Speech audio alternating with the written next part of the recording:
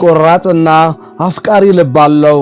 ላመነበት ዓላማ ዕድሜ ዘመኑን ሙሉ ቢታገል ግድ አይሰጠውም። የጊዜን ኃያልነት ይገነዘባል። እጅግ ሲበዛ መልካም ነው። ለሌሎች ሰዎች መኖርን የመሰለ ታላቅ ቅድስና የለም ብሎ ያምናል። ዘወትር ትርጉም የሚኖረው ተግባርህ፣ መንገድህ የሰዎችን ችግር ሲፈታ ነው። አንተ ለሰዎች ስቃይና ጭንቀት ምክንያት ከሆንክ ድንጋይ ተሸክመህ ባህር ውስጥ ብትሰጥም ይሻልሃል የዘወትር ተረቱ ነው። ዘ ማውንቴን ማን፣ የተራራው ሰው እየተባለ የሚጠራው ታላቅ የህንድ ሰው ከራሱ በላይ አብልጦ የሚያፈቅራት ሚስቱ ምግብ ልታደርስለት ወደ ሥራ ቦታው ስትሄድ እንደ ጅብራ ተገትሮ ለዘመናት ትምህርትና ሕክምና እንዳያገኙ እንቅፋት የሆናቸው የድንጋይ ተራራ አንሸራቷት ትወድቃለች። ፋልጉኒ ዴቪ ከባድ ጉዳት ታስተናግዳለች። በዚህ ጊዜ ነው ለማመን የሚከብድ ውሳኔ በሕይወቱ ላይ ዳሽራት የወሰነው። ቆራጥነትና ጽናት ለዓላማ መሳካት ጉል ለውጥ አለው።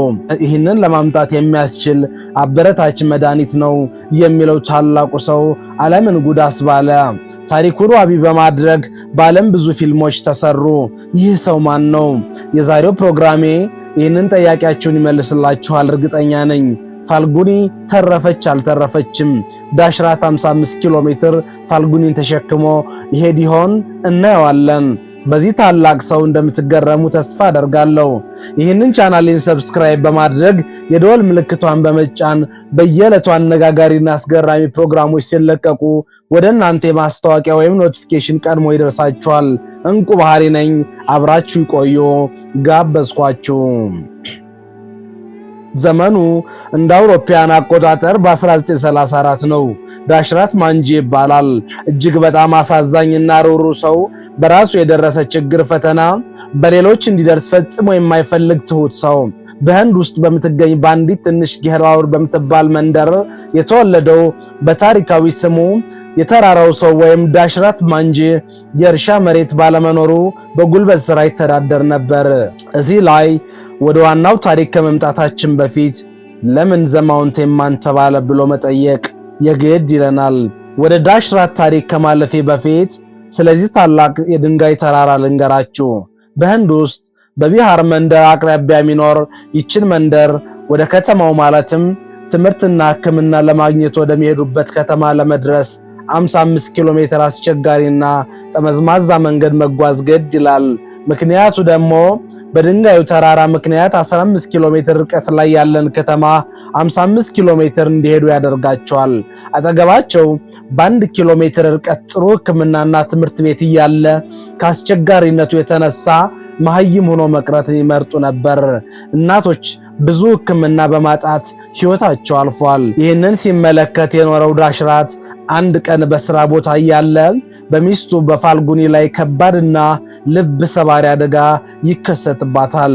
ምግብ ለማድረስ ወደ ምትሳሳለት ባሏ ወደ ዳሽራት ስትሄድ ከባድ መንሸራረት ይገጥማታል። በወቅቱ በአካባቢው የነበረው ዳሽራት ድምጿን ሰምቶ ሄዶ ያነሳታል። የደረሰባት አደጋ ከባድ ጉዳት ስለሆነ አፋጣኝ ሕክምና ያስፈልጋት ነበር።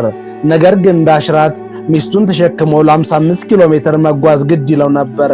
ይህንን ማድረግ እንደማይቻል ቢያምንም እጅግ የሚወዳት ሚስቱን ፋልጉኒን ተሸክሞ 55 ኪሎ ሜትር የታመመ ሰው ተሸክሞ አይደለም ለብቻ የማይታሰበውን አስቸጋሪ ጉዞ ይራመድ ጀመር። ዳሽራት በወቅቱ የሚያስበው ሚስቱን ከሞት ለማትረፍ ሕክምና ማድረስ እንዳለበት እንጂ ድካሙ በጭራሽ ትዝ አላለውም። ላቡን እየጠረገ እየወደቀ እየተነሳ ጉዞውን ቀጠለ። በመጨረሻም ያንን አታካችና አስቸጋሪ መንገድ በባዶ እግሩ ተጉዞ ወደ ሕክምና ቦታ ደረሰ። በመጨረሻም ሕክምና ከገባች በኋላ ሐኪሞች የፋልጉኒን ሕይወት ለማትረፍ ቢሯሯጡም ሕይወቷ ሊተርፍ አልቻለም። በወቅቱ መድረስ ባለባት ሰዓት ደርሳ ሕክምናዋን ማግኘት ባለመቻሏ እንደ ነፍሱ የሚሳሳላት ፋልጉኒ እስከ ወዲያኛው አሸለበች። ዳሽራት ያየውን ማመን አቃተው። ወደቀ፣ ተንፈራፈረ፣ እምባም ባለው። ፋልጉኒ ግን ሄዳ ነበር። ይህንን ጊዜ ነበር ለማመን የሚከብድ እጅግ ከአእምሮ በላይ የሆነ ውሳኔ ወሰነው። ሚስቱን የገደለውን ተራራ ማፈራረስ፣ መደርመስ በመዶሻና በመሮ አይደለም በስካቫተርና በግሬደር $1,000,000 ካልፈሰሰ ሊታሰብ የማይችለውን ተራራ ብቻውን ከተራራው ጋር መጋፈጥ የጀመረው። በቅድሚያ ግን ይህንን ሁሉ ለማድረግ መቦርቦሪያ መዶሻ ቢያስፈልገውም እጁ ላይ ብጣሽ ገንዘብ አልነበረውም ነበር። በመጨረሻም አንድ ያለችውን ፍየል ሽጦ መዶሻና መሮ ገዝቶ ተራራውን ሊያፈራርስ በዛች ትንሽ የእጅ መዶሻ ያፈርስ ጀመር። በቃ በኔ ሚስት በፋልጉኒ የደረሰው በሌላው መድረስ የለበትም፣ ለፋልጉኒ የመታሰቢያ ይሆናል አለና ተራራውን በመሮና በመዶሻ መናድ ይጀምራል። በዚህ ጊዜ የመንደሯ ነዋሪዎች እንደ እብድ ይቆጥሩት ነበር፣ ይሳለቁበት ነበር፣ አበደ እያሉ ከንፈራቸውን ይመጡበት ነበር። ዳሽራት ግን ሚስቱን የገደለውን ያ ለብዙ ዘመናት እናቶች በሕክምና ርቀት ምክንያት በወሊድ የሚሞቱለት እናቶች እያሰበ በታላቅ ቆራጥነት ድንጋዩን ተራራውን ይቦረቡር ጀመር። በዚህ ጊዜ መንገድ ዝግ በመሆኑ ተጠቃሚ የሆኑ ሆዳም የሰፈር አመራሮች ችግር ሊያመጣብን ነው፣ እንዲህ ሊያደርግ ነው እያሉ ያልሆነ የሆነውን እያወሩ እንቅፋት ቢሆኑበትም እንኳን ጫናውን ሁሉ ተቋቁሞ ለ22 ዓመት ሲቦረቡር ኖረ። በመጨረሻም ተሳክቶለት 55 ኪሎ ሜትር የሚረዝመውን ድድር ሰንሰለታማ የድንጋይ ተራራ አፈራርሶ ህልሙን አደረገ። በመጨረሻም በ1982 ከሁለት አስርት ዓመት በላይ ከደከመ በኋላ ዳሽራት ማንጂ ተልኮውን አሳካ። በተራራው ላይ 360 ጫማ ርዝመት ወይም 110 ሜትር፣ 25 ጫማ ስፋት 7.6 ሜትር እና 30 ሜትር ከፍታ 9.1 ሜትር መንገድ ቀርጾ በመንደራቸውና በአቅራቢያው ባለው ከተማ መካከል ያለውን የጉዞ ርቀት እንዲቀንስ አደረገ።